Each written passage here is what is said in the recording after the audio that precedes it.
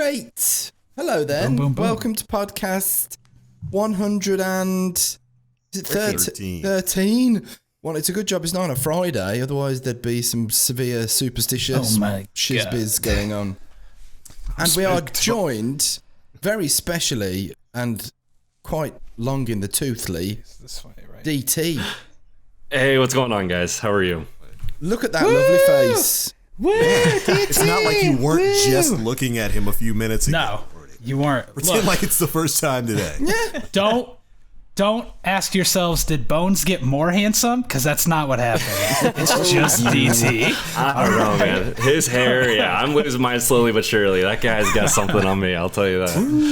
No, thank you guys so much for having me. This is, there aren't words to express how honored I am. It's literally the reason that started it all, my journey down, the Destiny community road. The first step of all of it was the Planet Destiny podcast. So to say that I'm excited to be here is just such an understatement. So thank you guys so much. Thank you. He watched that first podcast, and Mean Joe Teft, when he was walking out, tossed him his jersey and a Coca-Cola. Here you go, kid. Thanks, Mean Joe Teft. And now all they say is, "Where's Teft?" Exactly. Yeah. Where is he? Yeah. Well, it's good to have you here, man. You're always streaming on the PD channel, and we saw you're online, and we figured, let's get somebody else in here. We've been having a couple of guests these past few weeks, and we thought, you know what, DT's a cool guy. Let's get him on in here to get some discussions up about some of the upcoming content in the world of Destiny. And very graciously, you accepted, jumped on in here, and we're happy to have you here, man. Thank you so much. Again, it's the honor is all mine. Can't tell you how much I appreciate it. Woo. Lovely. So then, all right. Now this podcast has officially started. It has. We're in full swing. Yeah. It is 100. I was right, isn't it? It is 113. Yes. I guess. I'm just looking at the 113. Twitch title. I have story. no idea. You'll notice that I've started, when I send you the audio file, I've been putting the date because I don't know what episode number we're on. I know. Me too. Me too. You all do higgledy-piggledy file names. It's like, you just put your name and the episode number. Well, I put... That's it. Reprimanded. Oh, okay. All right. Yes, sir, boss. But I mean, I'll try to do better next time when you know what episode number we're on. yeah, I'm like Ron Burgundy. You could put the title as podcast number 12, and I'd be like, "Hey, welcome everybody to podcast number 12." Apparently, that's kind of weird. No. Fallout. Ron Burgundy can read, so I don't know if that's true for Debatable. you. Very debatable. Think you're better than me, Mega? With your fancy book learning? At very little in life, do I think I'm better than you? All right. Really, only in growing beards. That's the only thing I have on you. Knew you were gonna go there. Son of a bitch. I'm trying to It's decide. the one thing that Fallout really cares about, too. hop off That's this what's call real sad. quick. Yeah. I'm trying to decide which one of you's got the best grey hoodie and which one of you's got the best Marvel t-shirt on here. You like that? You like this Gonna be Link and kind I of hard match? to And it's a whole decide. thing. And yeah. Who has the best hat, though? It's obviously going to be Me. Link, though. Story. Yeah, man. Kiss we all my say each axe. Oh, no. This is wood choppers. This is the famous wood chopping cap of the century. We didn't give DT the memo that this is just going to be a I was fashion gonna say, theme. DT, Yeah, we man. kind of sidetrack a lot. And Yeah. No, I have to I say, it's assure so being a part of or listening into the playful banter first person. It's like, this is it. This is the podcast. I'm here. Oh my God! I assure you, we join in do with talk it. about Destiny. Yeah, Yeah. join. Occasionally. In between ribbing Yeah, each other. under the veil of Destiny. Yeah, It's like no. 75 to 78%, just banter, and maybe sometimes 25 to Yeah. 30% Destiny. Yeah. All right. Oh, No, it's- he said That it. game. You dropped the So D-bomb. dead. What a guy. My goodness. My gracious. I know. Oh, speaking of Destiny, did any of you guys play it this week? Since we're on a podcast specifically about Destiny. Play it every week. not like- we do the Nightfall, don't we, Mega? Yeah. That's the one time that I can guarantee you I always play it, is the Nightfall with the story. And the Nightfall was great fun this week. I'll tell you that. And I certainly didn't not play any more of it after that, I promise. No, I played a little bit this week, but nothing substantial. I played a little bit to get some filming done for video stuff and like one or two matches, but I can't say that I was too sucked in. I haven't had anyone to play Trials with, so I didn't get to do that. Sad news for That's me. a sad face. Insert sad face. Sad emote. Yeah. Little Bible thump there in the chat right now. I watched a lot, though. I watched Fallout play some, so I got that going for me. I know you played. Nice. I know DT was just playing, so somebody talk to him about playing, not me. All right? I'll talk to him about playing. For those of you who don't know who DT is, you should be ashamed of yourself, one. And two, he's kind of our lead-in for the podcast. He streams every Sunday night before we hop on and talk about God knows what. And he is a Trials Sherpa. So, DT, did you get anyone to the Lighthouse this week? We did several. I have to say it's getting more and more difficult. Even meta aside, it's just flat out becoming, each weekend you're saying, wow, this is tough. Wow, this is even tougher than last week. Wow, this is even tougher than last weekend. I'm not sure what it is. A lot of people have theories with the player base, saying that the people that are truly dedicated to Trials and improving themselves, those are the ones that are still playing. Therefore, it's going to be tougher. I think part of it is just the population is just getting better at this game. I really do. Yeah. I truly dread Burning Shrine at this point, even though I love the map. But that's the most common map, and I think people know it best. Yeah. So just kind of extrapolating that theory onto just the general Trials. It's tough, man, but God, do I love it. There's nothing beats the rush of Trials for me. It definitely is getting a lot harder. I feel your theories deep within me, my friend. That sounded weird, but yeah, I think it's part the community just getting smarter and playing more and more, getting more experience. And then there's another part where some people in the community are just kind of hanging out and chilling, waiting for Age of Triumph to come out. Some people are waiting for Destiny 2 to come out. It's part of the meta, and with a couple of people taking a break, I suppose, you're just left with all the really good people in there. So I'm lately only doing Virgin-only Trials carries to help people get the Lighthouse achievement for the upcoming Age of Triumph record book, which has been really fun, but also really goddamn challenging. Really challenging. But I have another reason about why Fallout's doing Virgin only, because at this point, those are the only people he can be sure are impressed by his gun skill.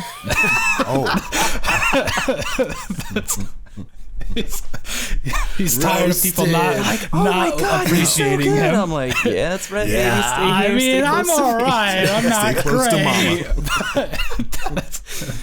Oh man. But no, we did get I think Mega, you were in the chat. We got somebody to the Lighthouse. He had never played Trials before at all. First time playing Trials, and we got him to the Lighthouse, and that was you guys really. You dropped he was the second match the first time just because bad luck, and then after that you guys just aced it through. He never. If we lose one game or two games in, I'm like, that doesn't count. We'll start the card over. Exactly. You don't want to waste your boon that quickly. So we took it back. He had no idea about the pace, because DT, you know what I'm talking about. Like Trials, sometimes it can be very quiet and slow, and you're like, okay, nobody peek. Don't get hard scoped. Be careful. Play cautious. And then you get a pick, you get a kill, and then you're like, go, right now. What are you doing? Move. And people who are new to the experience are like, oh God, what's happening? Like, where do I go? What do I do? But it was a lot of fun. Yeah, and know when to. There. Go ahead. Oh, sorry. Go ahead, DT. You're the guest, man. It's exactly that, and just the overall pacing of when a teammate goes down, don't get the revive out in the wide open, or while you only have half your health. It's like they still kind of have that mindset of sixes of just normal day-to-day Crucible. That if I die here, I'll just be I'll be okay. It gets kind of it becomes, I wouldn't say a bad habit, but you just kind of get into that flow, and it's one that you have to break definitely if you want to be successful. That's basically exactly what I was going to say. I always thought it was interesting to watch people go through Trials for the first time, because it's such a change from sixes, where it's both a way faster paced game and sometimes a way slower paced game, because you can't just go out there, jump into the middle of a battlefield, get mapped, and then say, okay, well, I'll just revive and come back. No. It's a very team-oriented game, and as soon as one person dies, things waterfall so quickly, and it's got to be a crazy experience taking people through for the first time, man. That's super cool that you guys do that. Yeah, as somebody who is pretty new to Trials, that was definitely the feeling. It was like there's no middle areas in Trials. It's a game of extremes. It's either you're doing nothing or it's just balls to the walls. Fucking, you gotta go. You gotta move. Like, true, there's no like just chilling. Oh, we'll back up. Now let's just back up for a second here. There's no. You gotta fucking go when you get the chance. I love it. It's my favorite game type now. It's just. I'm not good at it. I mean, I'm not good at anything, but it's fine. You say that, but you've been to the lighthouse like half a dozen times now, haven't you? Well, I mean, is that any of that me, or is that just because I'm like, Fallout, carry me with fun police, so I don't have to do anything? It's while I make dumb jokes in the background, you guys do all the work. Fallout, don't worry. I'm better than I was. To do just two people doing all the work. You know what I mean? You can joke and you can say that, hey, you're better than me or whatever, but it's really give most of the if you credit. had put down your controller and just done nothing, then we wouldn't have gone flawless. That's true. We wouldn't have won the matches. I give most of the credit to like playing with better people though, just because when I play with you, it's easier for me to know what to do, mostly because you tell me a lot of the time, and also I can just stick with you, and then following you just kind of naturally puts me in the right places, basically. So if I'm on my own and my brain has to do the work, it's a lot harder, though. I've been telling people, like, if you don't know what to do, just take your booty and glue it to my booty, all right? I don't want to see you more than 5 feet away from me. You stay right here, all right? And then it works out. Fallout's like the Miss Frizzle and the Magic School Bus of just Trials carries. Just on the bus, kids. We're going to the lighthouse. I want to see that. I want the next Fallout emote to be just Fallout Frizzle because he's Miss Frizzle. Somebody Photoshop that right now. Please. I'm going to be quiet for about 15-20 minutes, guys. Don't worry. I'm just working on something else unrelated to what Link just said. Got you. So, something I've been asking all the guests for the past couple of weeks, and something I certainly want to throw over to you, DT, is how have you noticed Trials change, if at all, since, we'll say, the new meta sort of went into effect? Dramatic, yeah. I mean, there's no word better to describe it other than dramatic. I'm actually for PD. Hopefully, we're going to have that published tomorrow. Talking about 2.502 and talking about what we're hoping in 2.503. And looking over the stats is a big part of the article I'm writing. And I mean, it's a 1-to-1 transfer of every shotgun becoming a sidearm. I mean, boy, that's pretty. That was interesting. I'm more curious to see. Yeah, I think it was a misstep in Bungie's part for the whole rollover sidearm ammo, and I think fixing that, reducing that, eliminating that, I think that's going to fix a lot of the issues. But yeah, just the meta has been it's been really strange. Seeing sidearms is a very unusual sight, but I'm more excited to see what we're going to see here in 2 weeks. I think that this was sort of an intermediate throwaway, almost immediately. I want to say the release was February 14th, and it was on the 18th that Josh sent out an article saying, yeah, sidearms, this isn't okay. So just 4 days later, and now we've been in it for a month. But again, that's the quick fix is coming here shortly. So I don't think we're going to have to be worried or concerned about that for too much longer. Yeah. I really want to know if there's anybody who just started playing Destiny and like this is their first impression of the meta, like that sidearms are this OP thing when they've been like a joke for so long. Like that's crazy to me to imagine. Really weird, yeah. When someone thinks of Destiny, they think of sidearms immediately. Like crazy. That image just doesn't fit. No. What? Let me But introduce you to a lie done by Fellwinter. You guys talked about it though, Fallout and Bones. That in terms, I'm seeing so much more primary, and the primary diversity is better than it's ever been. If you look, I mean, aside from No Land Beyond, again, that's going to be fixed. I mean, I'm seeing Palindrome at the same rate I'm seeing Isolunas at the same rate I'm seeing Midas, Soroses, and being used to great effect, and that is really refreshing for somebody that puts in the hours that we do. Seeing, just in that kill feed, seeing, what's a waltz or something, just something off the wall was truly refreshing. So I have to say, hats off to Bungie for that. We like the primary play. We like the primary. Yes. We love the embrace. That's That's an opinion that I think has been echoed pretty much everywhere, or at least through most of the Destiny community. While these special changes missed the mark a little bit on those, it's great to see primaries actually seeing some sort of chance in the Crucible right now. And I think Bungie understands that. They're probably, well, we can't put words in their mouth, but I would expect them to probably undo some of the special weapon changes that they put into effect, because sidearms are a problem right now. But primaries are in a pretty good spot, man. And yeah, I can't really think of much else they could do in that avenue.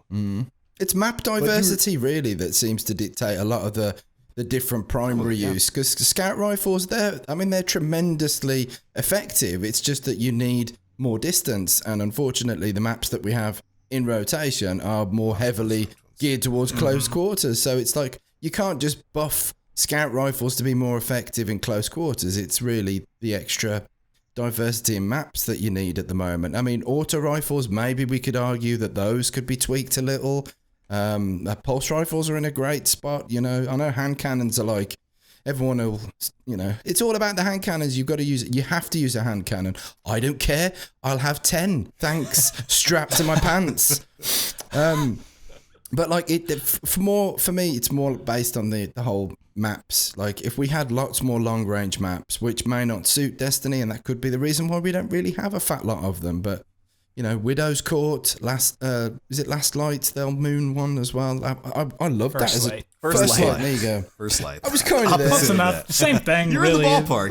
Yeah, I love that map for Trials, and I thought I would hate it. You know, so it's like the bigger the maps get, the more varied the weapons choices seem to be. You know.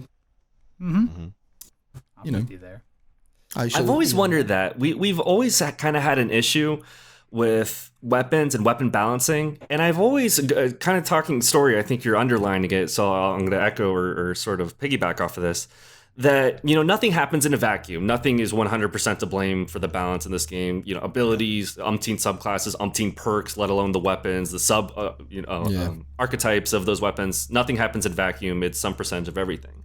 But I think one thing that really gets ignored is the maps. We've aside from Blind Watch, have we seen any sort of map changes? We've kind of had they've rolled out the maps and then they try to make everything work inside of these maps.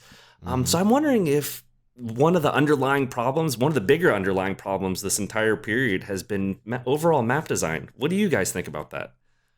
I forgot until just now when you said that they made a change to Blind Watch. Big change to it. That was so long ago. Okay, if you're listening now, you've no idea what we're talking about. The map Blind Watch. It used to be a little bit different. There was like a window over by, what part of the map is that? Like, how do I describe it? The C. Back towards back of the C area. Yeah, way back by the room with the green box of ammo in it. There was like a window right there that you could look out into underneath the overhang area. Yeah, the canopy kind of thingy. The canopy. It was like, it looked out to under canopy. And it was really frustrating for, for control. Because you could just hold that position and it was like impossible or really hard to break. And then they tweaked it so they shut the window, basically. And I think they made two changes to it. I think they moved C flag. The flag, and you're right. They they got rid of the window because they moved C flag. Oh, it was under. I'm getting a phone call. Okay, who's it? Let's answer it. Unprofessional. It was somebody saying that they're extremely upset that we're talking about year one Blind Watch. But they moved B flag to the upstairs in mid. Yep. That section, and they closed that window. It used to be ludicrously unbalanced. It was basically if you had a control game on C flag, if you spawned on C, you won. Yeah. That was just it. And there's still a bit of a problem with that map with Clash, isn't it? Because you can't flip the spawns. The spawns cannot be flipped on that one. So that's, in fact, when I was watching a hell of a lot of sweats, every time the people would load into that map, it'd be like, and everyone quit. That was before private matches, of course, but yeah. But I think you're absolutely right. Yeah. I can't think of any other map that's seen any significant change like that at all since Destiny came out. But if you were to make it do any maps need a change? Like, in what way? Wait. What is it? Cathedral of Dusk needs a big change, and that big change is it needs to be deleted. That's the big change that Cathedral of Dusk needs. I think there we go. Some of those maps were specifically designed for certain game modes, and then when you released them out into the wild and put them into other playlist rotations, it became quite evident that they just didn't work for all game modes. I mean, it's not something that I have like a huge problem with. I mean, yeah, it's frustrating if you're on a map that's been clearly designed for Rift, and then you're trying to play Clash or Skirmish or whatever, something like that on it, and it's just not working. But yeah, I think that's probably one of the things that was thrown into the mix, that some maps were designed specifically for certain modes. And then of course we've got long range and distances. Could you classify Destiny PvP as being like a highly ranged kind of combat geared, multiplayer? I mean, I think we've seen it work very well with, First Light on the Moon. I think it was a very controversial map. Not everyone liked it, but it was quite resounding that people really did enjoy playing on those kind of longer range maps. Bit more diversity, I guess. I'm down with that. It's so hard for me to talk about like map design, because that's like, it's already hard for me to feel qualified to talk about gun design, and map design is like a whole another layer of depth in the balance mindset that's just crazy for me to even imagine. But I mean, I definitely think it would be interesting if they kind of touched on the maps, and I would like more map diversity, like Story said before in the past, that I really do wish that we had some longer range maps that were used more, just for the hell of it, just to see how the game would play in different ways. Goodness gracious. Chesticles there. Need some Benelin, perhaps? Yes. NyQuil? Yes. Do we want to talk about this week at Bungie? Nah. Maybe touch on that? I think there's a little bit something more important that we should talk about first, and that was, we of course got another live stream this week from Bungie, didn't we? Oh, yes, indeed. We had ourselves we had the second of 3 Age of Triumph live streams from Bungie. This week they showed off what's going to be the weekly ritual, so the changes that are going to be coming to the swapping playlists of content that you play every week. And we got to get a little bit more of a look at that. It was some pretty good stuff. I think first off they showed off the starting Age of Triumph quest. It's going to be like a 12-part quest that has you going through story missions and all sorts of stuff like that. And then it moved on to some of the changes that are going to be coming to the playlist. We got the confirmation of Daybreak Strikes. That is going to be a modifier on, as I recall, Nightfalls only. I don't think I don't know if they said that modifier was going to be going to everything else. Yeah, they just said Nightfalls, I think, in the stream. I agree. Yeah. Concur. So Daybreak is going to basically be the Crucible Mayhem modifier moving into the Strike playlist, or rather the Nightfall Strikes, which I'm okay with that. I'm cool. I'm cool with that. I'm looking forward to it. What about you guys? I'm very on board, and I like that one thing that they did. They said it was only going to come up like once a month. Which is good, because when people were first theorizing that Daybreak Strikes were going to be like these super heavy strikes, like where you just charged your super nonstop, I was like, that's great, but that just means that I'll run every strike like twice, and then I'll be even more bored than normal strikes, because my only option will be to use supers. Like, there'll be no even changing up guns to make them play differently. But if they're only going to come up really infrequently, then it'll make it more of like a fun event to do, and it's going to make weekly Night Vales with Story a lot more fun too, so I'm down with that. Yes. Yeah, man, I'm for that. Maybe we'll actually do them shorter. We'll still fail at it horribly. Right? That's all that's going to happen, I promise. I know. Yeah, I've got to agree. I like that it's a little bit of just an every now and again thing. I think I said once every 4 weeks is when they'll have the Daybreak Strike modifier go live for the Nightfall, and I think that's cool. It's a little bit something to look forward to once a month, like Iron Banner, and I think it's a great way to kind of revamp things. It's not the only change we saw coming to Nightfalls. This is one that I think everyone except Mega and the Husky Raid is super happy about. The Blue Flame's coming back, man. Yeah. The Year 1 Firehead. I'm cool with that. Wait, why are you not okay with that?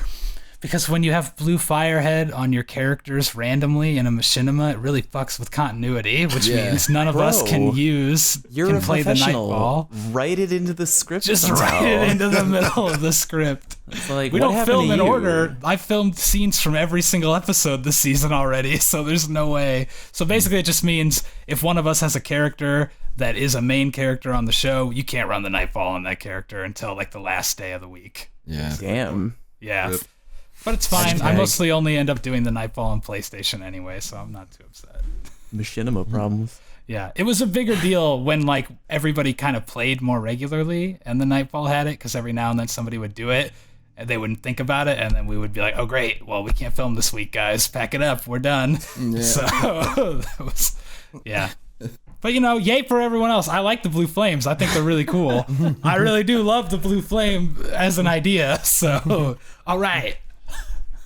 And of course, that's something that was removed, I want to say, when the Taken King came out, right? Yeah. When they stopped the Nightfall buff. Mm-hmm. And for those who don't know, back in Year 1, when you completed the Nightfall, it granted you a Nightfall buff, which is an experience buff. I don't remember exactly how much it bumped your experience up by, but it gave you a nice, cool little blue flaming head effect for your Guardian until reset happened on the following week. And they're finally bringing that back, which I don't do machinimas, so I'm totally cool with it, which is neat.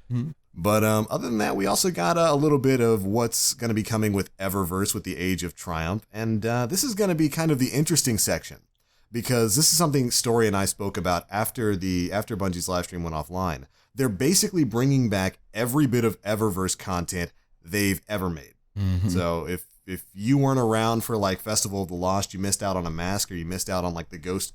If you weren't around for a certain season in which they had a specific emote, all of that's coming back, as well as all of the event specific armor, the sparrows, the ships, everything that Eververse has ever had is coming back with the Age of Triumph. And it'll all be available through a new treasure chest called the Treasure of Triumph? Something like that. Something like that. Yes. Something like that. Treasure of Ages. That's what it was. It's Treasure of Ages. Yes. One of those Treasure box of things. Ages. That's that you get what stuff it from. is. Treasure That's of what Ages. it was.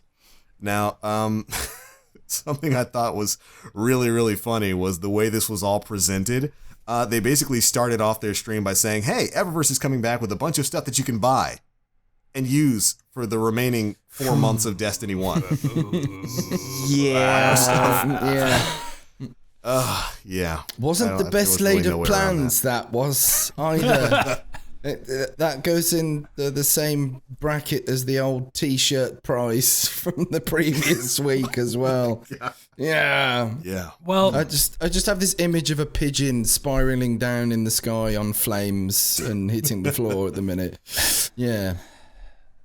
Yikes. Yes. To be an optimist on that, let's say that it's because they want us to save or spend the silver dust we've amassed instead of wasting it. So there's the only way I can look at it, where they were trying to help us out or something. Silver lining. I mean, if you don't want to spend silver, then you don't have to. And if there was something that you missed out on, that you really, really wanted, then you can get it. And it kind of is lame that it won't carry over to D2. But I mean, they had to do it. It was something that had to be done because Destiny 1 is still going to be accessible through the foreseeable future. They made a point of that. So it's putting the Eververse shop in a state where it's kind of like infinite. Would be, it's the way that it should be done. I think it was just a poor placement in the live stream. Perhaps that was not the fact that it's been done, and not the fact that it's there and it's available, because that is genuinely a good thing. It was just that it was put at the beginning of the stream as opposed to the end. That's how it's been received in a kind of negative. Just a funny lead in. Yeah, it was kind of funny. But I'm glad the fact that, because there was a whole bunch of stuff from Eververse, and being able to have access to it is a good thing. You know, like there was some great armor pieces. And, you know, if you're still going to be playing Destiny 1, even though we have another game coming, I think people do this all the time. They play the older games. They go back for nostalgia purposes.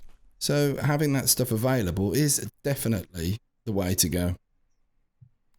It's sort of a weird balance, though, because as soon as Bungie announced this, I kind of thought it was the best way to do it, because they were damned if they do, damned if they don't.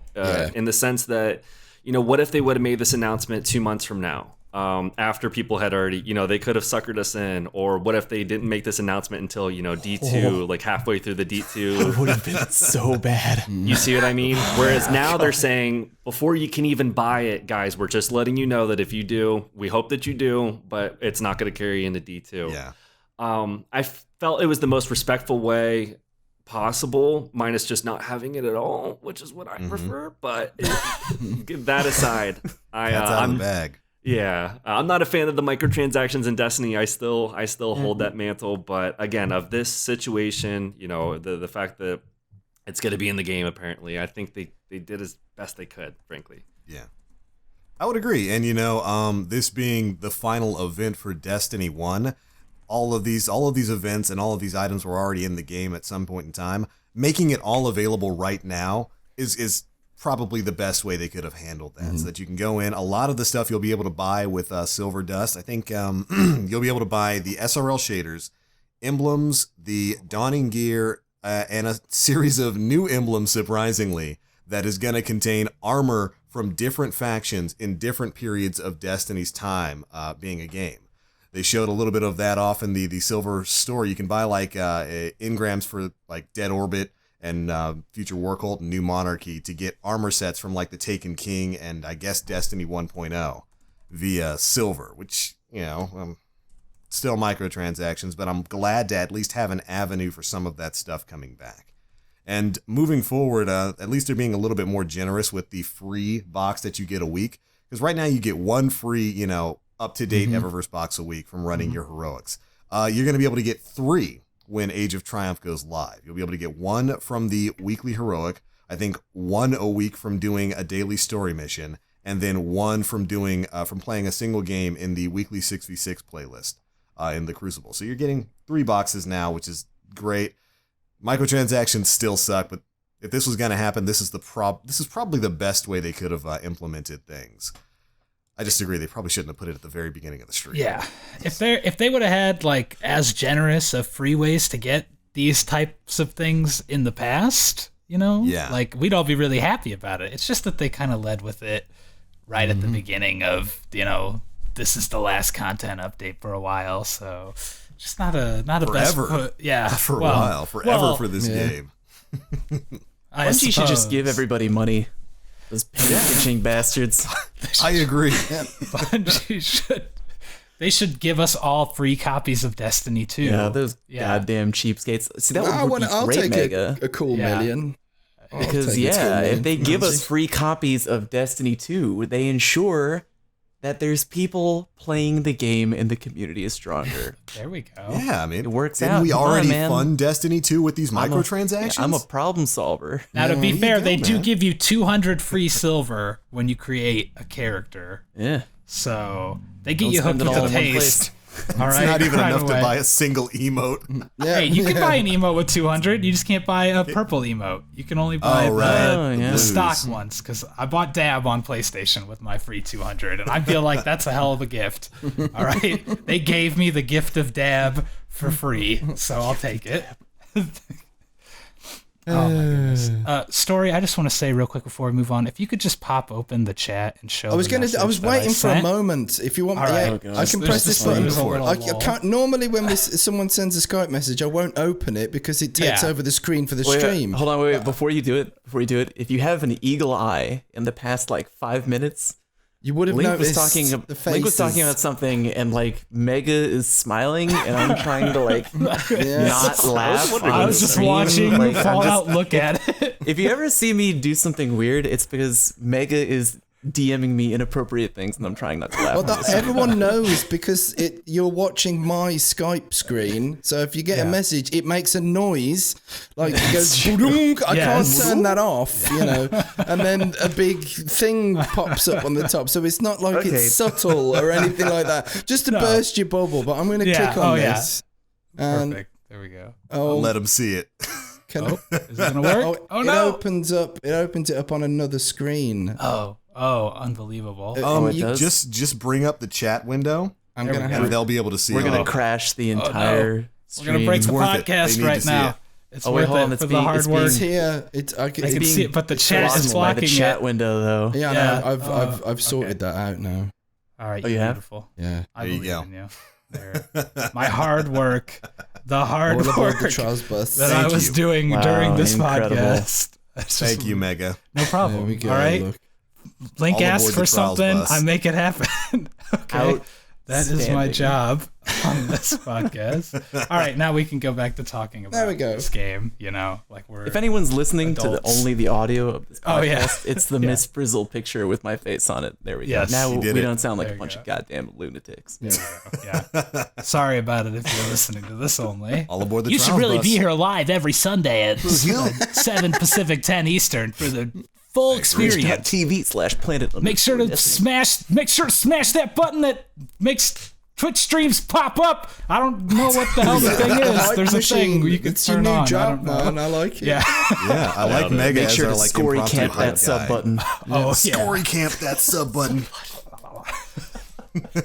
What's next then? What topics wise? Yeah, what we're topics. supposed to be What's talking next? about? What are we talking about now? Still got a few things about the Bungie stream. Yep. Shax is of course going to have 2 weekly bounties now. Yeah. Twilight Garrison takes ornaments, or not ornaments, but shaders. Yes. Finally. Which is Well, cool. that was really cool. I don't understand why they ever make things that don't, other than specifically to make us feel hyped about it later when it does. Like, it really seems like this is all planned out. It has to be some kind of. Maybe it's really hard. Maybe it's really hard to make it happen. I don't know. They make the item, they're like, hey, we got this really cool item for the Titan. You put it on, you can like mid-air dash. And they're like, wow, that's really great. Like, does it work great in the game? Yeah, but when you put it on, it's just, we can't fit, like, it's just the color that it is. You have to deal with it. And they're like, well, they probably won't care. Like a week later, they're like, this thing is ugly as shit. Yeah. Looks like a life vest, god damn it. Yeah. I want it black. Let me have it black. They just took some intern and put him in a room, and they're like, okay, Billy, you're not coming out until you figure out how to get the Twilight Garrison to be the same color as the shader. It's a genius balance move where they know it's broken and they don't want us to use it. I love it. There should be like a threshold test every time. It's like if you gave a cosmetic item to Batman, what would he say? So if you passed him Twilight Garrison when it didn't accept shaders, is he going to say, yeah, I will wear that? So all developers should basically base their cosmetics around the Batman test, in my opinion. There you go. The Batman test. The Batman like test. There you go. Damn. Yeah, it's nice that it did look good in the video, didn't it? In the stream. Yeah. It did look nice. I really like that they didn't call attention to it, but they put 3 Titans right there. I knew, that one of them was like, oh, dude, don't say it, but put 3 Titans in the tower right there when we come in with the blue head. And then sure enough, like 30 minutes later, somebody on Twitter with the screen cap, because they were the only ones like really paying attention to that crazy detail. And then like everyone's like, oh my God, how did we not notice that?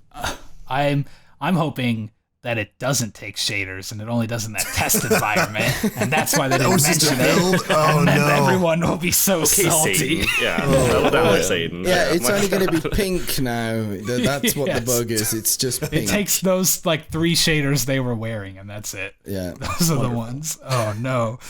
It's a beautiful thing. It's beautiful. But speaking of cosmetic changes, we also got to look at a few ornaments that are going to be coming to the game. Finally. Those ornaments are for some exotics. We've got the No Land Beyond, the Suros Regime, the Vex Mythoclast, the Necrochasm, the Touch of Malice, Dragon's Breath, and Lord of Wolves are all getting some ornaments coming to the game, which is great. We already knew Vex Mythoclast was coming. This kind of confirms that we're getting a new version of Necrochasm as well. So, and Touch of Malice. Yeah, man. or at least Why updated Lord version. of Wolves and not Chaperone? I'm sorry. I'm just saying. Like, come on. I know the Chaperone does deserve something. That's the same when me and Link were talking about the No Land Beyond ornament. I immediately envisaged it as some kind of ebony wood with either a silver or gold trim.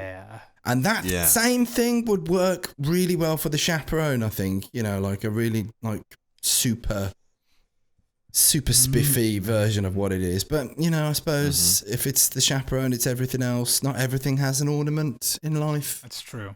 You know, I'm curious what they'll do with the Lord of Wolves of all things. Just I can't imagine. Make it black. Probably black, yeah. Black. All right. Well, that's easy. Yep. Always bet on black. Yep. There it is. They'll change it, and now it shoots literal pieces of garbage at you to confirm its position as the garbage weapon. Hey, it still does precision damage, I guess. So there's that. I don't know if anybody's tested this. The Lord of Wolves, it increases your the health regen of your fire team members when you get kills, right? That's its ability, isn't it? I think we're covering. Was that affected Does by it? the Hungering Blade nerf? Yeah, I know you don't. Everybody's sitting here like, like, what? what? Thank God we have DT to pretty kind sure of that's what it does. taciturnly confirm that maybe it does, because that's really... Maybe question mark. But I wonder if that was affected by the Hungering Blade nerf. It's like nobody uses Lord of Wolves, No one uses Lord of no one Wolves. uses the gun. No, Cammy uses that. I think it does do that. Okay. Yeah. It doesn't count to say that Cammy uses it. That's it bullshit uses argument. everything. Yeah, okay. That's true. Oh, come on. Well, that's pretty much all of the big things to take away from the live stream this week. Now we can go into the weekly update, of which there is some pretty big news this week. For anybody who didn't check out the This Week at Bungie for, March 17th, 2017, it was mostly just a recap of the things that we just covered for the Bungie live stream. But we got a little bit of a callback from designer Jeremiah Peischel about some changes that are going to be coming to the Crucible environment. Of course, it's now this week. It's Sunday. This week we are having the final Bungie live stream. They're going to be showing off sandbox changes, including elemental primaries and how that's going to affect the sandbox. But we got some really interesting news for rewards in the Crucible. And I just see DT smiling. He must know. And we're going to take a little bit of time to talk about those, shall we? Nah. We shall. Good No, okay, question. never mind. I think we're done. The rewards aren't important. I think we're done. Well, let me Link, tell read me this up. Tell me more, Link. Yes. Tell you more. Elaborate. Bring me Tell in. me You more, got tell me hooked. more, tell me more. You got me on the Desire to line, know buddy. more Reel me in. intensifies. Come on now. Right on. Well, here's what he says. As we arrive at the Age of Triumph, we're making changes to the Crucible to improve matchmaking quality and allow more flexibility for how you earn rewards. Number one thing there, we're getting matchmaking changes coming with the Age of Triumph, which is good. Anytime they say matchmaking changes, I'm like, okay, let's see what you've got this time around. The number of active Crucible playlists are being reduced to help draw Guardians into a more focused set of battlegrounds. And I want to stop after that because this is something we've kind of all talked about. And I really want to get DT's opinion on this because he's super excited about it. They're cutting down on the number of available Crucible playlists in the game. And that's something I think is probably a very good decision. Yes. What do you say, DT? Thank you so much. The person who really kind of brought it to light for me was Bones, actually. And it was, what is it, some 18, 19, Inferno, Mayhem, Lone Wolf, Rumble, like just these really, these really small derivatives that I don't know had the population or the pool, but, it seemingly could have been enough to really eliminate the pool or restrict the pool of players that you could have matchmake with.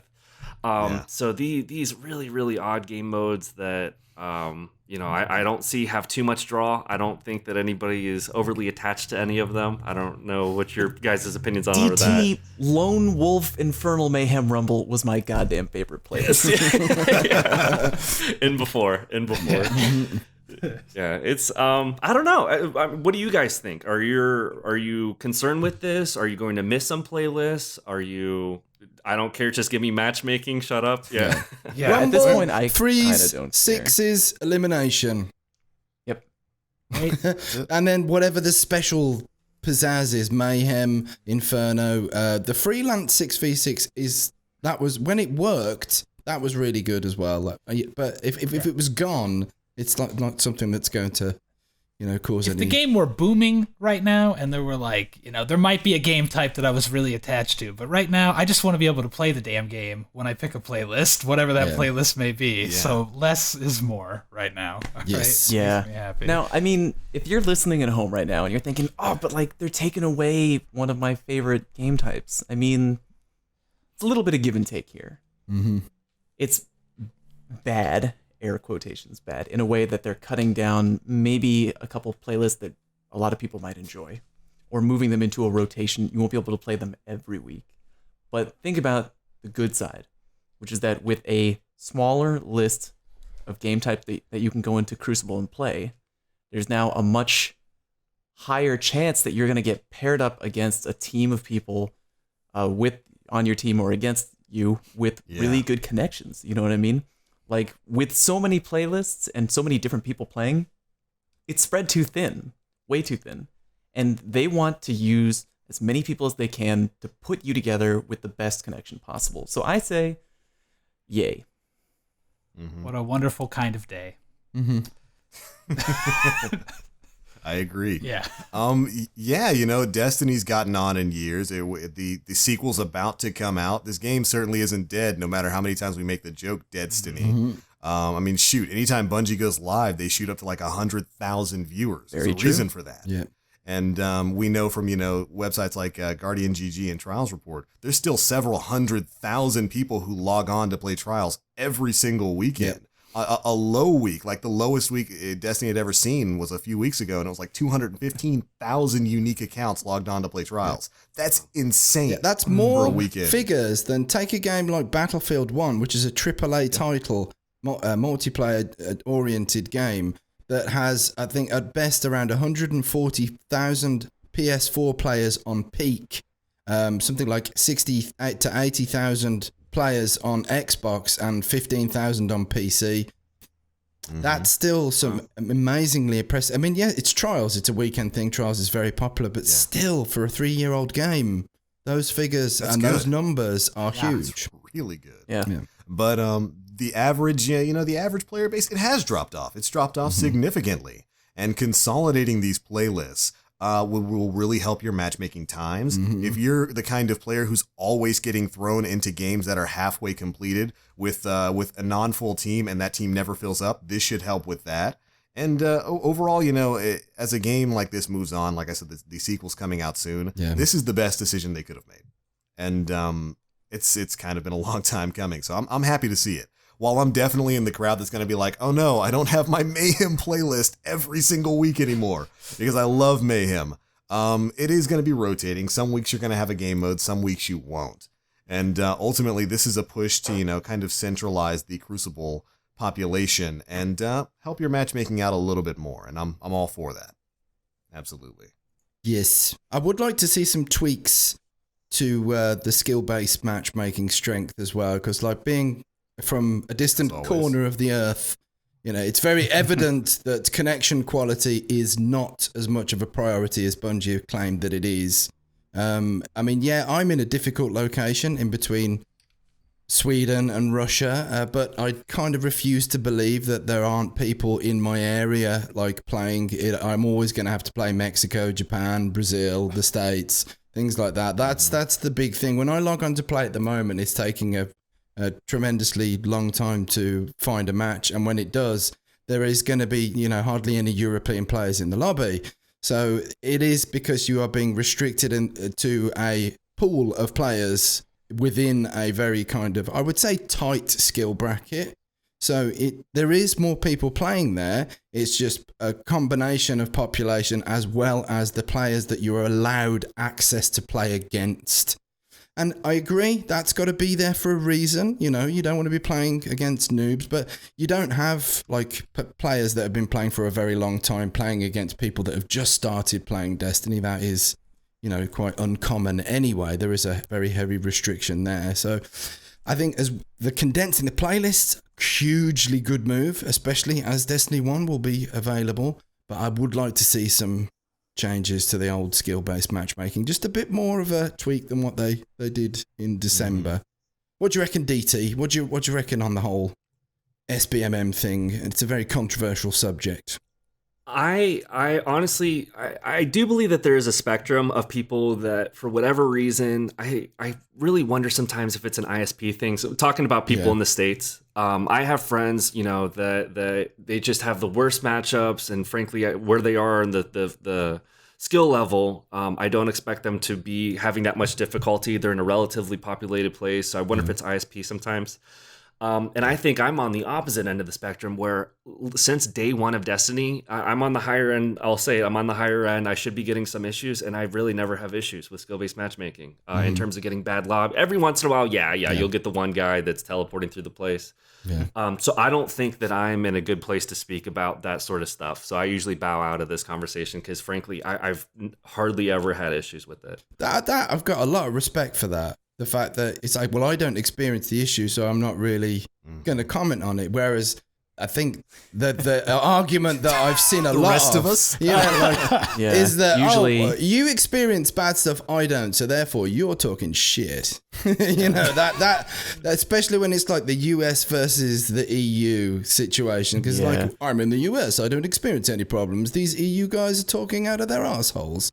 I have used sniper rifles for 0.01% of my kills in PvP. Let me tell you exactly why you're incorrect about how snipers function in the game. Yeah, exactly. But yeah, no, I have a huge respect for that, mate. Thank you very much. Indeed. Yeah, here in the US, when Bungie makes those playlist consolidations, we're all going to look forward to having a much higher chance of some better connections in those games, and meanwhile, Story over here is going to still be playing the top-ranked competitive teams in Zimbabwe. Kuwait. Zimbabwe trials team. I should actually just join a Kuwait, because there are some tremendously skilled players in Kuwait. They know you by now. Oh my god! And when I'm playing with a friend of mine from the UK, we match Kuwait all the time, and there are some really good players over there. It's just it's such a shame because the connections are always bad. They're so bad. I got an idea, Story. All right, you give me your account information. I'll sign on to it for a week. I can guarantee you your skill-based matchmaking is going to plummet. I thought you were going to use it as a template. Anybody. No. I guarantee you, you're going to get a lot better of matchmaking for a little bit before you start to peak it back up, but I will tank that shit down for you in no time. All right. I'll send you some good finished sweets as a thing. That sounds lovely. Can you bake me some bread? I know I've seen you baking bread. Oh man, I made a raspberry and white chocolate flapjack the other day that was it was like the can't just best. Tell me stuff like that, oh my god. Just happened. You can't just tell me stuff like that. Actually, that sounds really good though. It was the flapjack right? was just the right the oats were organic, and then I put like a little ginger and cinnamon and nutmeg in the mix. And then the raspberries were fresh raspberries, and a huge slab of white chocolate on the top of it. Story. Yeah. This is blowing my mind right now. I didn't no idea you were such a baker. This would be like if I was just like, oh hey, do we have time for questions? And Link was like, oh, speaking of time, did you know that I'm a watchmaker? And like, I do all this? No, I just control time. Speaking of time, I create it. Yeah. No, I make a lot. I don't have any store-bought stuff like packaged stuff. I hand make everything because I don't want sugar and additives and preservatives in fucking everything. So I'll build my own stuff, custom shop. We're American. We want all that stuff. But it's cool that you don't put it in. No, I love it. I love actually. I love the American cheese in a little square packet. The processed stuff. I can love that stuff, but I couldn't live on it. No way. No. Here in America, we only put that stuff on grilled cheese sandwiches and cheeseburgers. And fun fact, if you eat it on anything else, you die. Yeah, you're a fucking psycho. It's not even... I wouldn't even say I put it on burgers. It's like your grandpa puts them on burgers on like, the 4th of July. You go to a cookout. Is it a senior citizen thing? I thought it was like a default. No. We're starting to get a little bit of class and sophistication over here in the States. All right, we've moved on to provolone and Swiss, baby. Yes, all right, processed camembert now in the little square packets. That's the new angle. But yeah, okay. So Destiny related stuff as opposed to cheeseburgers and food. Right, 5 playlists a week. I'm down with that. We're back on that. We're 5 back of on those. that playlist talk. Moving on, the last real big thing that they discussed in the Bungie Weekly Update concerned bounties and bounty rewards. And it went a little something like this. Bounties are also in for some revisions. Lord Shaxx will continue to offer his weekly bounties and will now offer one for each of the 6v6 core modes offered each week. Daily Crucible bounties have also been updated to be more inclusive of Guardians, regardless of which mode they play, which subclass they favor, or if they have a fire team available. Basically meaning that some of those bounties that said, hey, play on this subclass, or hey, get this many points as part of a fire team, they're going to be doing away with those and bringing in some more centric bounties that everybody should be able to complete. More generalized stuff, which I guess I'm okay with. I never did the fire team bounties either way. So. Yeah. No, didn't have anybody to play with. That would be fine for me too. You know, mate. Gonna get super sad for a second. No. A little bit of a hitch in the plan there. Yeah. This is where I put my fire team, if I had one. But the Crucible Quartermaster will now offer 5 new bounties each week for different weapon archetypes, allowing you an opportunity to earn a variety of Crucible, Iron Banner, and Trials of Osiris gear from Year 2 and Year 3. That's a pretty massive change. Aside from bringing up the old raids, that is without a doubt the smartest thing they've revealed thus far. Like that is so. Yeah, it's going to be refreshing because let's just say people really enjoy Trials on the weekend for the most part. Let's say 67%. So they're going to enjoy that. It's during the week, that Tuesday to Thursday, that I think people get a little ground down into the ground, and to get killed. Name a random weapon, just something crazy to get killed by that, or have to use something crazy like that. I think is really going to bring a lot of life to that Tuesday through Thursday for people. Which is nothing but good for the health of this game and for the community. Absolutely. And I think something we've even discussed on this podcast, I think I might have complained about on one of the previous episodes. I always thought it was a bad idea that some of those weapons were exclusive to the year in which they came out. Like, why can't you still get a Doctrine of Passing? Why can't you get a Finalis Peril? Why isn't that stuff in like the Iron Banner drop pool? And so bringing all of that back, all of that Year 2 and Year 3 gear back, and then putting it in bounties, that means you can just go and do the weekly Crucible bounties at the Crucible Quartermaster and possibly get like a Nerwin's Mercy. You can go run those things and get a Doctrine of Passing. Very cool. That's a fantastic change. Fantastic change in my opinion. And then we're all going to get water stars. Yeah. Every last one of us. Damn Casket Mag water stars. Damn you. So yeah, you are going to be able to get Crucible, Iron Banner, and Trials of Osiris weapons from Year 2 and Year 3 bounties at the Crucible Quartermaster when Age of Triumph goes live. And they also make a point of saying, and yes, there's a hand cannon bounty that can reward in Ias Luna. So maybe Story will finally be able to get a decently rolled rifled barrel Ias Luna. I'm just going to do that bounty. fantastic I'm going to change. log in on that, Yep. and just do that bounty and then go, And then log out. log out I again. guarantee you, Story will get a God roll Ias Luna the day before Destiny 2 comes out. Oh, That's yeah. the day it will Oh happen. my God. It'll happen. It'll happen. That's what's happened religiously with a lot of things, like party crashers, longbows. So why break the tradition of a lifetime with that? But people will be like, why aren't you playing Destiny 2? It's like, fuck you, man. I got a rifle barrel, hidden hand, I am shitting on rangefinder kids right Luna now. with sure shot on it. I'm playing that. Fuck Destiny 2. So, yeah. We'll see. Let's see. Yeah. But yeah, having these bounties are like, that was, Bungie are making some incredibly wise decisions that kind of begs the question of, why weren't these in the game before? Why we gotta wait till the game's nearly gone? But better late than never, eh? The good news is if they're making these decisions now, maybe they'll make them in the beginning for Destiny 2. Maybe No. It'll be that way the whole time. You're going to be grinding like no man's business in Yeah. no person's business. I don't like that saying, no man's business. It's everyone's business. It should be Very unisex. sexist of you. Yeah. Exposed story machine sexist Planet Destiny Male chauvinist podcast, pig more at exposed. 11. Actually, wouldn't that make you a female chauvinist because you're saying it's no man's business? That means it's every woman's business. That's what? Yeah, You're excluding men. I am. I'm. Meninists are going to be after my blood now. You're my gosh. Oh man, Confirmed man. I'm gonna write you some Twitter right now. worded letters. There you, sir. I have a question for you guys. Yes. Go for it. Please ask. For right now, in terms of the community, whether you say the health and morale is high or low, wherever it may be, let's just say wherever, is this the calm before the storm?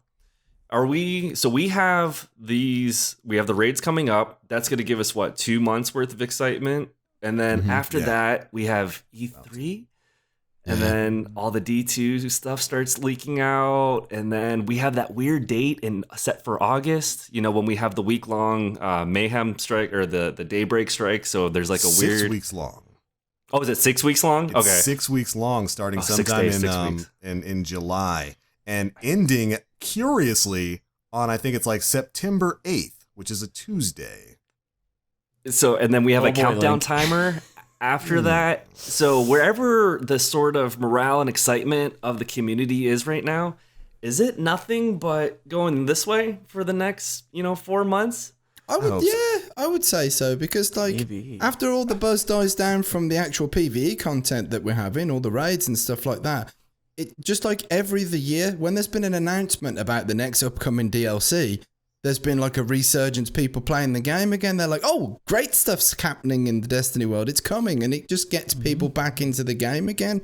It seems to be like a repeating pattern there. So you're right. I think things are going up, generally speaking. We are definitely, I think, right at the base of what's going to be a very hype time in the Destiny community. But at the same time, the Destiny 1 hype is just going to go like this, Yeah, but we're not going to have anything else to play Destiny related until Destiny 2 replaces it. So that's why Destiny 1 gets all the hype. It'll get a boost, and there'll be, I feel like it'll be great for us talking about Destiny 2 for as soon as there's anything revealed, it's gonna be 5 jackasses babbling on about what it could be for months. It's gonna be a great time. Sounds great. Sounds great.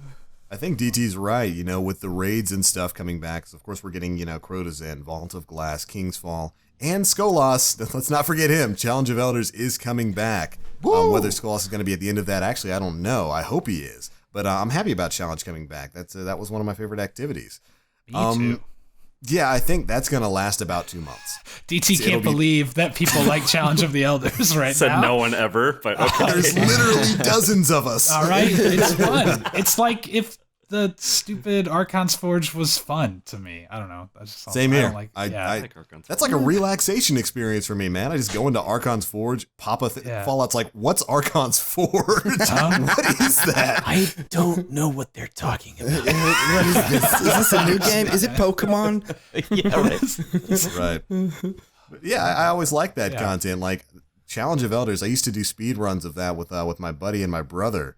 And I would just go in there, turn off my brain, and kill things. And I enjoyed that. And I'm glad to see it's coming back with all of the other stuff. But yeah, I absolutely agree that this is probably going to be about 2 months, maybe 2.5 months worth of content. And then after that, it's going to be like, okay, when's the Destiny 2 news? And first, we're probably going to hear about Destiny 2 is probably going to be in May. That seems to be when Activision generally greenlights actual information for their games for the year coming out. So it'll probably be May, and then after that, we'll have E3. Then we'll have a couple of months of building hype until Destiny 2 itself comes out, which I am ready for. Yeah. Quite ready. Yeah. Nah, I think I'd like another year of Destiny 1 just to really Yeah. One last lap around the track before we grab that Destiny 2. No, please. As soon as possible. I am on board for that. How about last week of D1? They make everything back to their original state of OP. Oh, no. Like Hammer Titans, original Hammer Titans, Vex Mythoclast, original Vex Mythoclast, original Blink. Pocket Infinity, changing back all the PvP maps, like everything crazy. I kind of like this because I want to know, because then we can finally turn what was the most OP thing. Exactly. If we have all the OP stuff at once, we'll see which one rises to the top of the OP meta. See, I always thought they'd introduce a game mode that would enable you to equip an exotic in every slot, so you could just be like a game make mode. that happen too. You know, Make that happen too. Love that. It's like that scene. You ever see the movie Cabin in the Woods?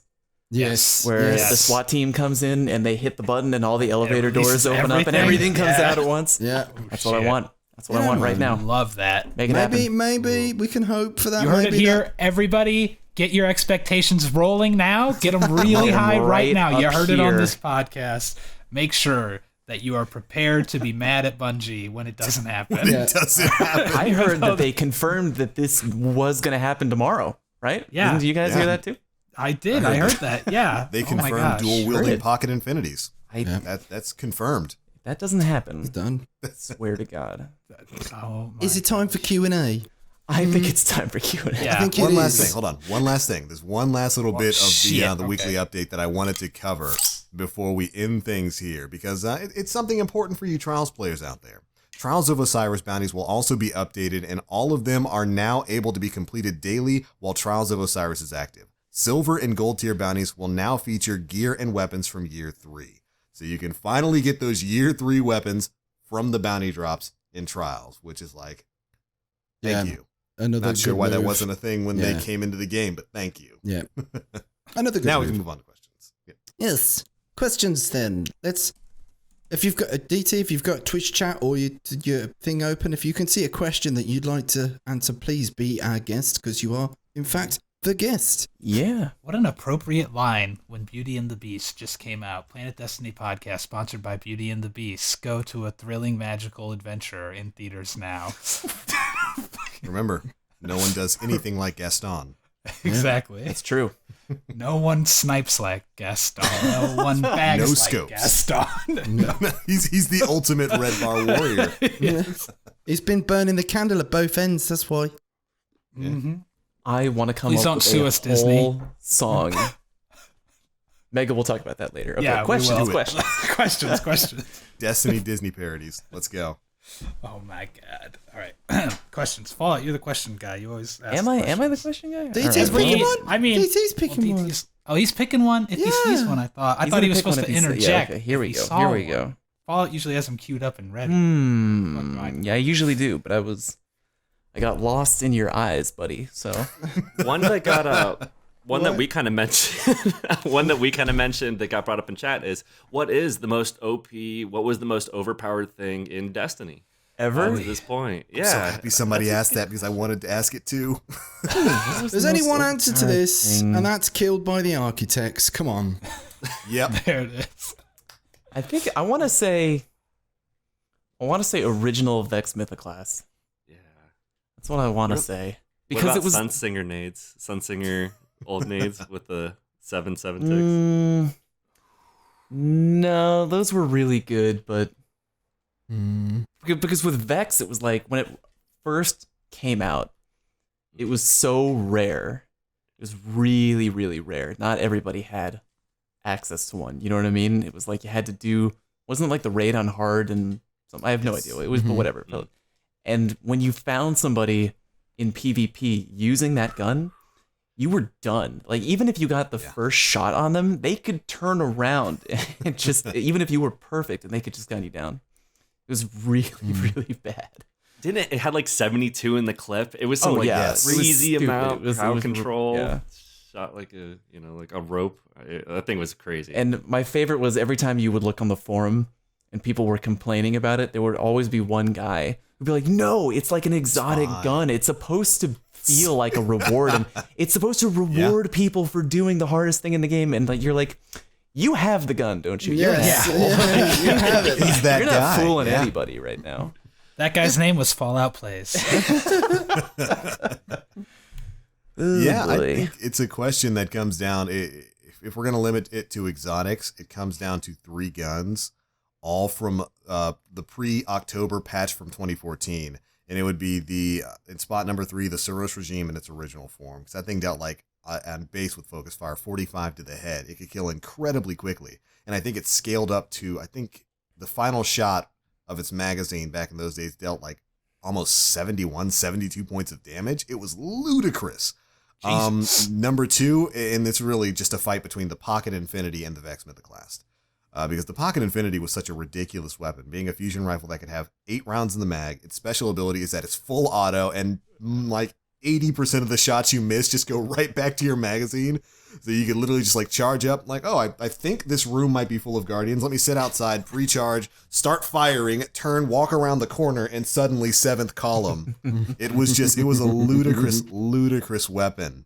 But, and then of course we've got the Vex Mythoclast, which was like a little bit more centered and focused, but could just wipe you in like 4 to 5 shots at pretty much all ranges, had a crazy magazine, and was just way too strong of a gun. I'm gonna throw one other thing in there, and this was an exotic that got a little bit of a boost from like a secret perk that used to be on a certain class, and that is the Icebreaker. Way back in the day, way before the Dark Below came out in Destiny in 2014, Sunsingers used to have a hidden effect. When you popped Radiance, solar weapons would catch enemies on fire. Did any of you guys know that? No. I remember that, forgot about it until you brought it up. Yeah. Right now. You could body shot if you popped Radiance, you could body shot people. That was a long time ago. It was nuts. The thing is, it was even worse with Vex because you could shoot somebody and burn them. It was, oh my lord, crazy times back in those days. That used to be a secret buff or a secret perk of Sunsingers that Bungie got rid of and made me incredibly sad because I thought that was really cool. Yeah, man. As someone who didn't play back then, Link is like a perfect historian to me, or like a grandpa telling me what it was like back in the day. Tell me more stories about year 1, Grandpa. I'll tell you of the good old days, boy. Before the Taken King. Yeah. It was a neat little thing. And, a lot of people don't know that because I think it got patched like as soon as Dark Below came out. They got rid of that, so sad face. It was just the beginning of a long decline for Sunsingers.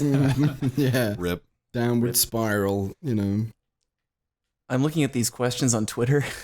They're almost all food related. And I saw some pizza pineapple ones again. Yeah, you want to answer that one from Alien Invader? Pineapple on pizza, yes or no? Heresy. Yeah, it's DT, awful. come on. DT, you're our guest. What's your I've never tried it, and I'm the type of person that will try anything once, so I'd be willing to give it a shot. I like it. You guys don't like pineapple on pizza? What the hell's the matter with you?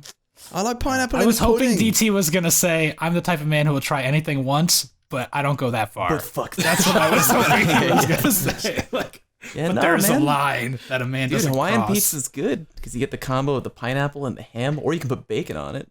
It's great. Okay, well, I can put bacon on anything and say it's good. People put bacon on salad, and that makes salad fucking good. Just saying, man. Just saying. Bacon on bacon, and that makes it even better. You know what's good? You know what's making it good when you put bacon on it? It's the bacon, not the fucking pineapple. Is it? That's all I'm saying. So if I take some bacon and crumble it into my Mountain Dew, that'll make it taste like heaven? Is that what you're telling me right now?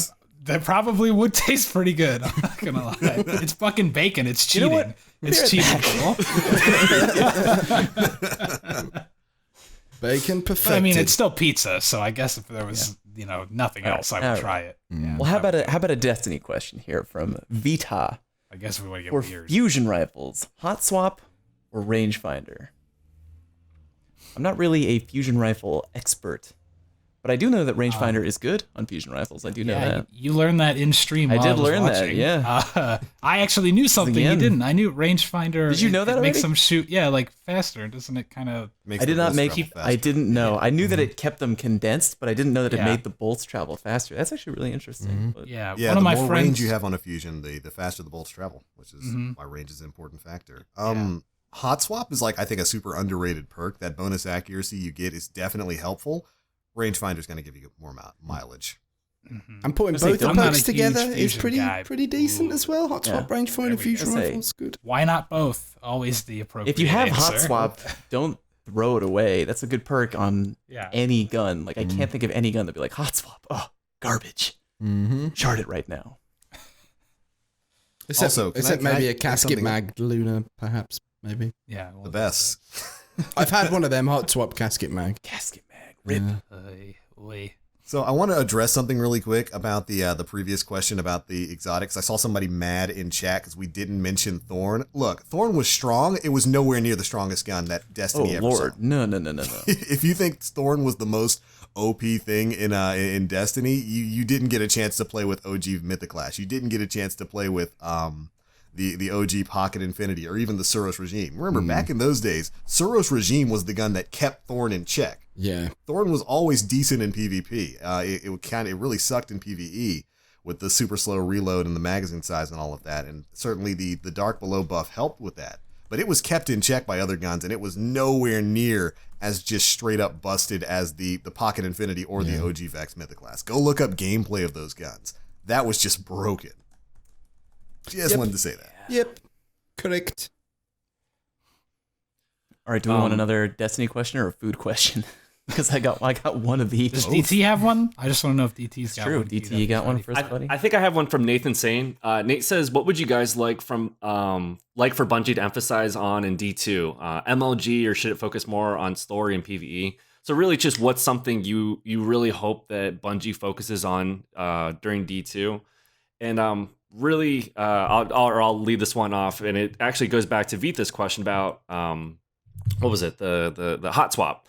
And so hot swap increases accuracy. One thing I really want Bungie to get better at is describing these terms. Yes. I have a legal background, and it drives me nuts reading some of the stuff that they have in this game. And it's like, as a wise man once said, what do you mean? Like, what does this mean? Target acquisition. And I understand for the Crucible scientists in the audience that it's fantastic because it drives up a crowd that we're able to explain these types of things. Yeah, it's fantastic. Oh, that's like good. You're literally describing like 80% of the reason why I created my YouTube channel. Yeah. And but to an extent, to those that don't necessarily know how to use Reddit or even the Bungie forums, and gosh, I'm not a big fan of the Bungie forums. YouTube's a great resource. Are you also not a fan of getting punched in the face or in the nuts? I don't know. You'll never find a hive of more wretched hive of scum and villainy. Bungie forums. Unless you listen to this podcast and you're on the Bungie forums, then we love you. You're one of the good ones. Everybody else it's sucks. the other You're guys. Great. Yeah, you're right. They are neckbeards in their mother's basements. You're the cool one. God. Yeah, what's something you guys that are looking for to, maybe obviously storytelling, we could say, a more balanced Crucible. What's something that you guys just kind of, I wouldn't say drives you nuts, but something that you hope, kind of gets fixed up or tidy up, or maybe a complete overhaul in D2? If I had one thing, I'm going to cut off Fallout. I'm going into it. From the Postmaster. That's I'm not even going to cut him off anymore because that's such a good answer. Damn it. That's a good one. Let me do it.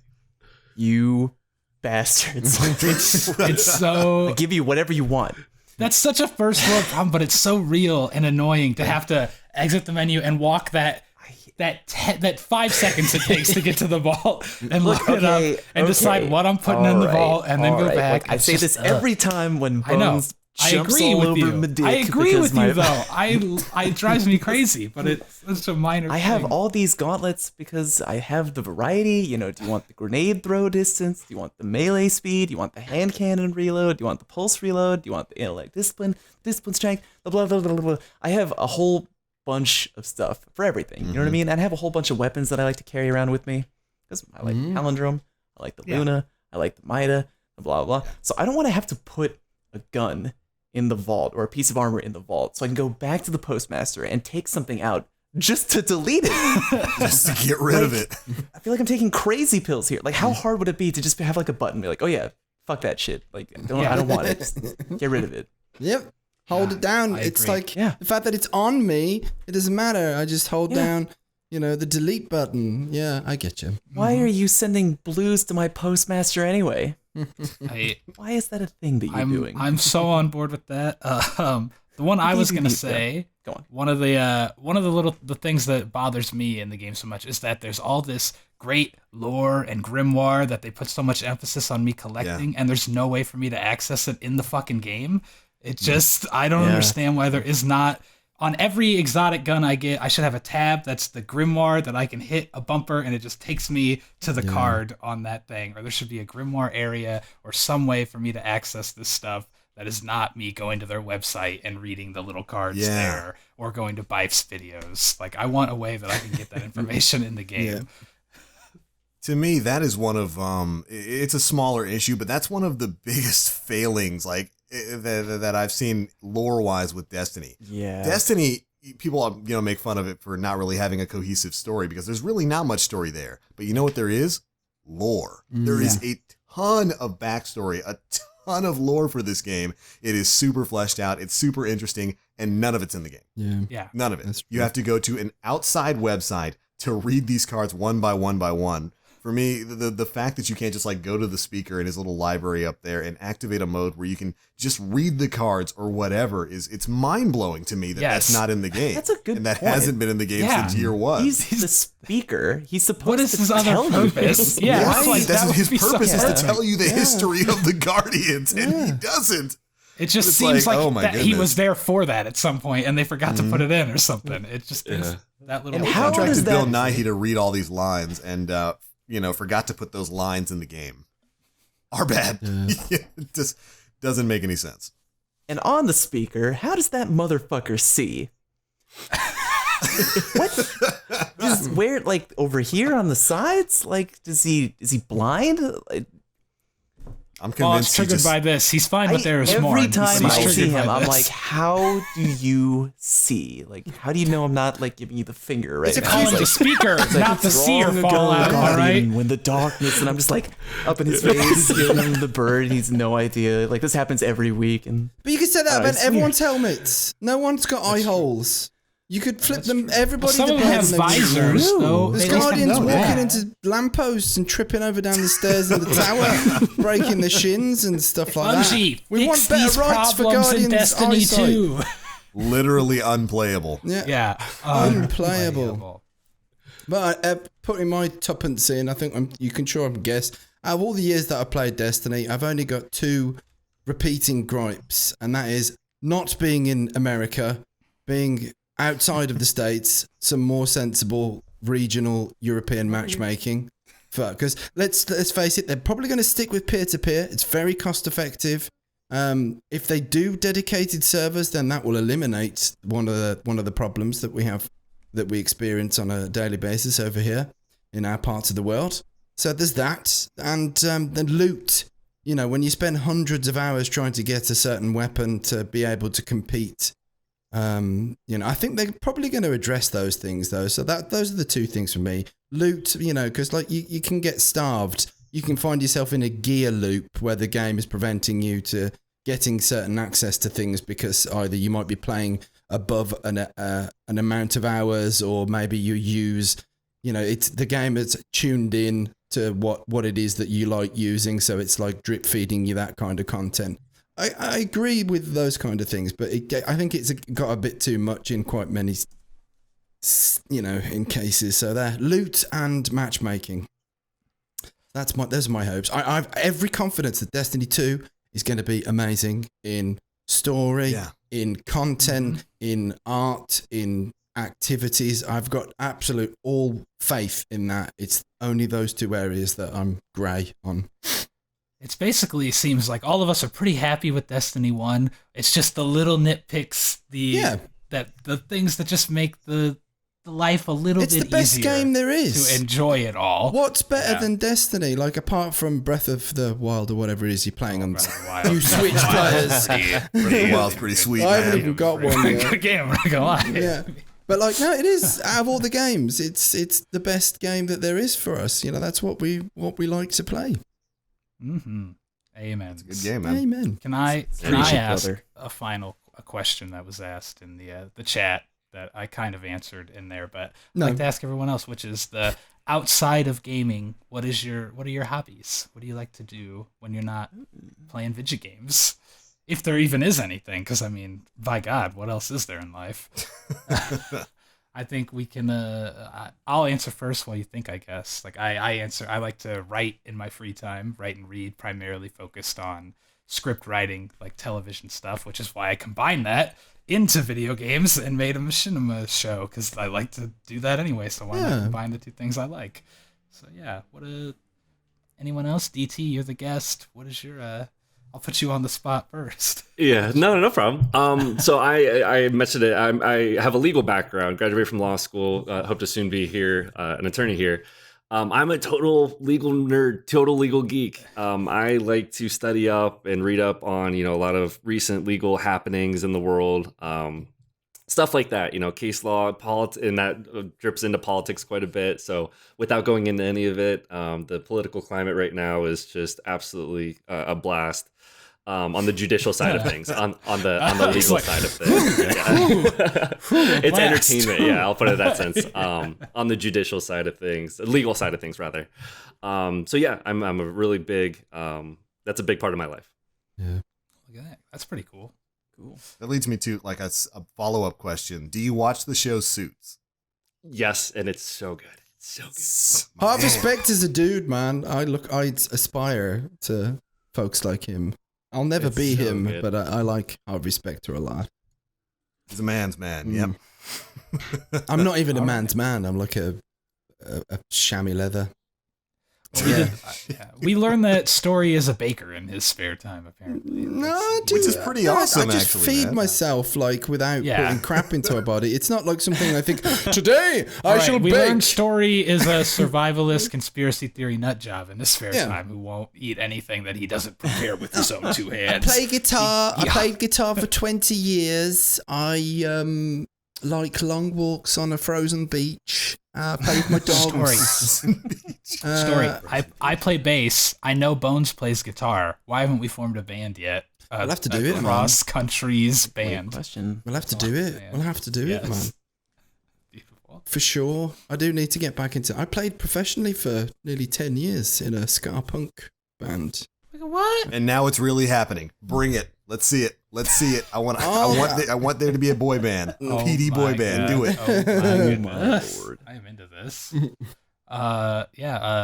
Fallout. We'll save Link for last, right? Because he's gonna have. Okay. He's got the smoothest voice. Of course,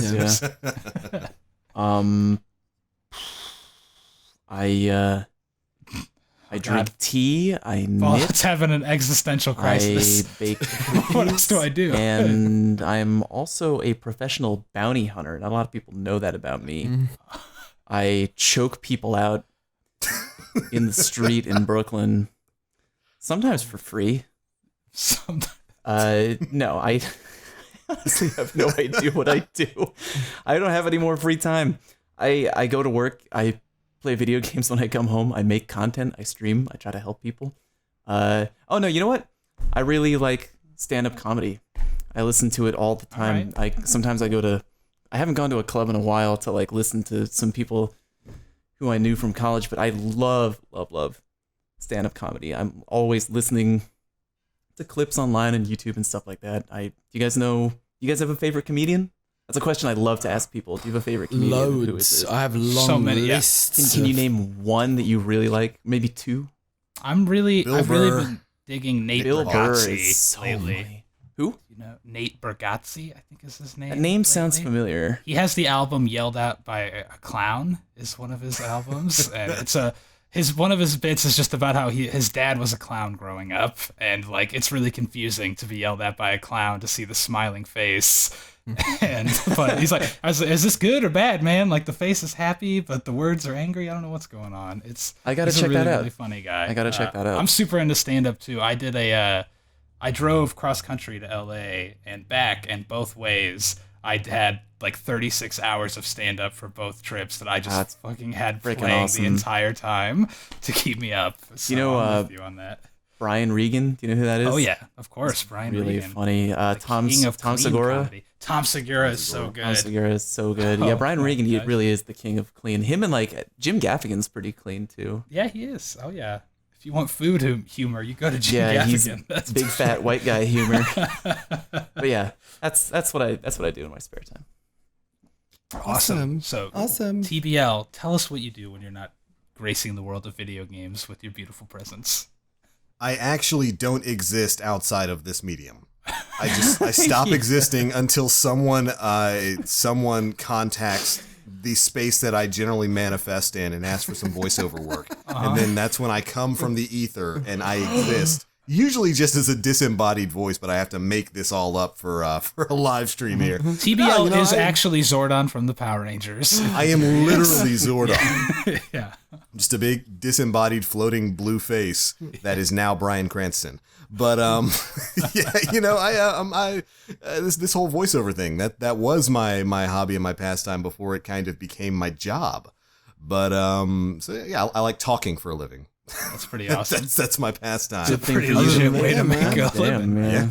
There it is. I know that TBL is a gigantic TV show and movie nerd like me too. Yes. Every time I end up in one of his streams, it just evolves into us geeking out about random stuff. So I am a huge comic fan. I've been a comic fan since I was a kid. I've collected comics since I was a kid. As a result, I have an extensive knowledge of useless information about comic book characters. Like, there is a living street in the DC universe. I think his name is like Dan, the Living Street. interesting. There's nothing special about him. What? He's just a street. He's got alleys and stores on him. Now, He's alive. technically, isn't every street on that Green Lantern planet living?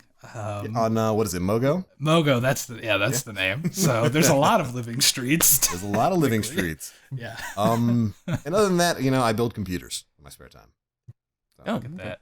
I like doing that. And you get a nice Never have TBL known. for president in the chat as well. Look at that. Look at that. Bring I it agree. on, dude. I That's not agree. on now. I Oh my agree. You goodness. can't have a disembodied voice as president. Or can you? Or can you? Speaking of voices, it's probably a All good right. idea for the audio side of the family to do us that nice, sweet little outro. And then we Do can move on to raiding some lucky victims. Right on. That is going to be it for this one, Guardians. Thanks so much for tuning in to episode 113 of the Planet Destiny podcast. Real fun stuff this time around. We do have another Bungie live stream coming. The last one, the Sandbox live stream, should be going live. I think it's March 22nd, 10 a.m. Pacific time, 1 p.m. Eastern time. Before we get on out of here, Mr. DT, thanks so much for joining up, man. It was a pleasure having you along for the ride. Again, the honor is all mine. I can't put into words how surreal this truly was. So thank you guys. Thank you for having me on. Thank you for everything that you guys do for not only this channel, but for this community. So thank you. I like Thank you DT. too, He man. makes I me like feel him. special. He's good. Yeah, what a nice guy. He's A nice. likable guy. It's really nice. We'll have him back more often. Yes. For Yeah. sure. Yeah. Fallout, pack your fucking bags, buddy. Oh, Well, my right God. on. So why don't you tell the audience a little bit about what you do and where exactly they can find you, man? Yeah, you can find me primarily here on the twitch.tv/planet_destiny, streaming trials, carries, and doing PvP during the week and other fun stuff. You can also find me on my own personal channel, twitch.tv/HeyIt'sDT. Again, doing Destiny, a little bit of Overwatch, having some fun with Overwatch. But yeah, you can basically find me anywhere at HeyIt'sDT or HeyIt'sDT Twitch. No spaces anywhere. Perfect. Beautiful. Lovely. Amazing. Right on, right on. All right. So we As just... for the rest of us, we're all at the usual spots. You can find Mr. Mega Magwitch generally at Mega Magwitch, Proto Scout on Twitter. Husky Raid is where he does all his big stuff. Fallout Plays, he's a big man. He holds classes, and he also has a Magic Trial school bus. He does. That's going to be an emote. I am going to make sure that is an emote on the PD channel before the end of the week because Fallout Frizzle and the Magic School Bus, two ready to rock and roll, baby. And then, of course, Story Machine. I have no idea how to spell your username. You don't need to. Story you don't. Maforsheen. Yeah. Yeah. Story Mafore. That's a brilliant way to remember that. I remember. Story Maforsheen. You can find it anywhere by spelling Story Maforsheen. And the YouTube's titled as it would be normally, spelt normally as well. So that will get you there. It will get you there eventually. Beautiful. Beautiful. Right on. And of course, I am the Black Link. You can find links to basically all of our social media pages over at the Planet Destiny YouTube channel. We will be right there on the channel over on the right-hand side. So if you'd like to check us out, feel free to do so there. Left-hand side? Is it the left or right-hand side? No, I'm You're pointing to the here left, Fallout. because but when they see it, it'll be to the right. God Yeah. damn it. Okay, I Shows got you. up. I got you. I get the bit. I get the bit. I'm sorry, Fallout Frizzle. Forgive me, Yes, he Fallout left on his Frizzle. own. He left on his own. DT, jump in his chair. Jump in his chair. There you go. Hop over. We've got an opening. That would be cool. It would have been amazing. But all right, Guardians, thanks so much for tuning in to episode 113 of the Planet Destiny podcast. We'll catch you guys in the next one.